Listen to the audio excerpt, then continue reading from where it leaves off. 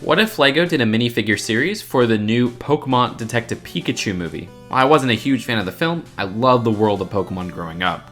Silver version was one of the first games I ever owned on my own. Now, my artist Ash and Flash and I teamed up to deliver 20 custom minifigures of who we think LEGO would realistically choose for a series based on the film. Alright, we'll start with Detective Pikachu himself. We created a lot of new pieces for this series. Pikachu alone has 3. A new headpiece, a new hat piece that connects to the head via an accessory hole up there, and a tail attachment above the short legs. While I worried about translating the most iconic Pokemon into the humanoid form of a LEGO minifigure, especially since Ash and Flash isn't a huge Pokemon fan, I think it came out pretty adorable. Like Mega Construct's Detective Pikachu sets, we went for a closer look to the video games and anime than the movie itself for the Pokemon. Oh, and his accessory is a coffee cup in reddish brown. It's his favorite drink after all.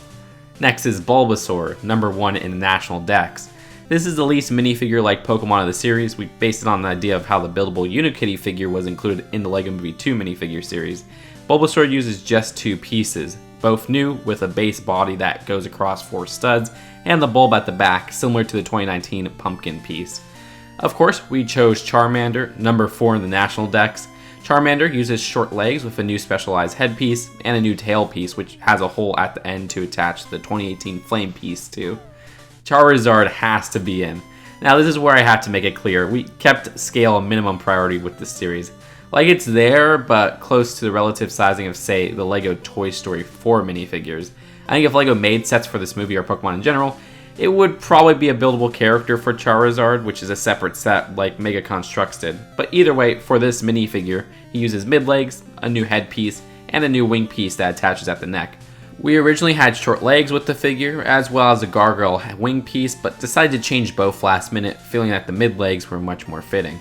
Squirtle's next, the 7th Pokemon in the national dex. Squirtle uses a new headpiece and a shell similar to the one LEGO made for the Teenage Mutant Ninja Turtle sets on top of short legs.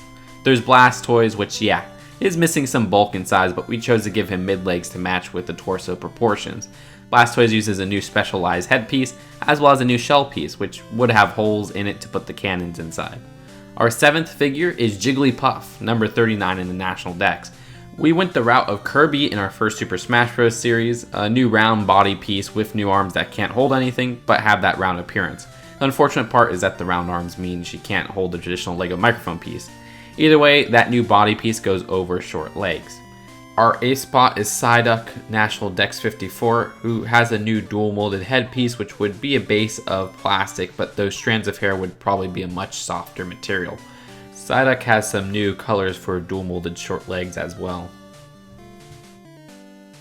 Next is Cubone, National Dex 104, who uses a new mask piece for his dead mom's skull. Yeah, that's a dark thing about him that is actually an aspect of the Pokemon. This goes over a minifigure head, and he also has a new short tail piece in between his short legs and torso. There's an existing bone piece used for his thick club accessory. Lickitung, National Dex 108, made it in, with a new complex headpiece including his iconic long tongue. We originally had a folded up tongue design, but I felt it would be best to just have it all rolled out. There's also a new tail piece, and unfortunately we couldn't really add that necessary bulk to his body, a problem LEGO themselves have encountered in the past LEGO minifigure series. In general, I think the lack of bulk makes the short legs look like an odd choice, but it makes sense in context. Mr. Mime, National Dex 122, was a funny one we had to include. There's a new specialized headpiece with the hair and shoulder pads molded on, a bit like the LEGO Rocket Raccoon minifigure. You may think a regular minifigure head would have been ideal, but I mean, even the creators of Pokemon said they don't even know what he is. He's not human, besides the fact that he is a Pokemon species. Wrapping up our choices from Kanto, Mewtwo, National Dex 150, makes an appearance as a minifigure. Definitely one of the easier ones to translate into minifigure form, since it has a very humanoid design. The figure uses a new specialized headpiece and a tail piece. Moving on to the Pokemon introduced in Generation 2, Aipom, National Dex 190, makes an appearance. Aipom uses a new specialized headpiece with short legs and a new tail piece attaching above the legs that would probably be rubber with 2 different colors on it. The only other Pokemon from Johto in this series is Snubbull, National Dex 209. Snubbull uses a new specialized head, which also has that little collar thing molded on. And we get some nice part usage in because the existing skirt piece works perfect for the bottom of the minifigure, covering part of the short legs. Going on to Generation 3, we have Ludicolo, National Dex 272. Ludicolo actually has one of the most elaborate builds for a figure in this series, A new specialized body piece attaches to the torso over short legs, like the LEGO Minifigures Series 11 Yeti. Then there's a hat piece at the top that connects via a stud at the top of that new body piece, the existing fez cap attached to a stud on top of that hat piece, and a smaller flower top piece attached to the fez. Our only other minifigure from Hoenn is Loudred, National Dex 294. Loudred uses another new specialized head body piece like Ludicolo did, also going over the torso on short legs, and there's 2 holes for a pole connection up top. Those are used for the frying pan piece with new printing on the inside. Moving almost 400 National Dex numbers forward, the next minifigure for this series is Greninja, which means unfortunately we're going to have to skip 2 of my favorite generations, 4 and 5, since the movie didn't have their Pokemon as prominent throughout. Either way, Greninja uses a very elaborate new headpiece that would probably end up being rubber. The tongue is a part of the piece, as a matter of fact. The leg piece used are a new color and printing for the gremlin legs from LEGO Dimensions, and a blue throwing star is thrown in as an accessory for the minifigure. Our final Pokemon of the series is Pancham, National Dex 274. Pancham's minifigure is quite simple, with the only special part being the new headpiece. That's about it. There's a torso and some short printed legs, but nothing more. Now, the next 2 spots of the series are the main humans of the movie. Tim Goodman, who is played by Justice Smith, who just appeared as a LEGO minifigure last year in the Jurassic World: The Fallen Kingdom line, had to be in this series. We gave him a Pokeball as an accessory, since it's a key thing to the franchise that we couldn't include with any of the other figures in the context of the film. The ball is just a recolor of the Technic ball piece. And the final minifigure of the series is Lucy Stevens, using the newish hat ponytail combo piece in new colors. We gave her a Master Ball as an accessory. It's not really relevant to anything in the movie or the character, but it's just something key to the franchise that would make a great accessory to collect. Well, that's it for the minifigures in this series. I'm really amazed how well these came out visually, also considering how, as I said earlier, Ash and Flash has never played any of the Pokemon games beyond the Super Smash Bros. Games. And yeah, you can see I went for very nostalgic with the picks. Most of them are from Kanto, but can you blame me? Those are where most of the iconic Pokemon in general are from, meaning the most likely LEGO would choose for a series like this. But of course, many Pokemon are missing. We cut a bunch of them to reach the limit of 20 for the minifigure series. Some of the cut ones include Eevee, because, well, we had no clue how to do that aside from making it one piece. Honestly, if we do a Pokemon series, it will probably be an accessory with a human character or whatnot. Flareon was also considered, but faced the same problems as a pre-evolved form Eevee, as did Magikarp, which we also considered, but I didn't think would make sense with either human characters as an accessory because he definitely had to be one piece.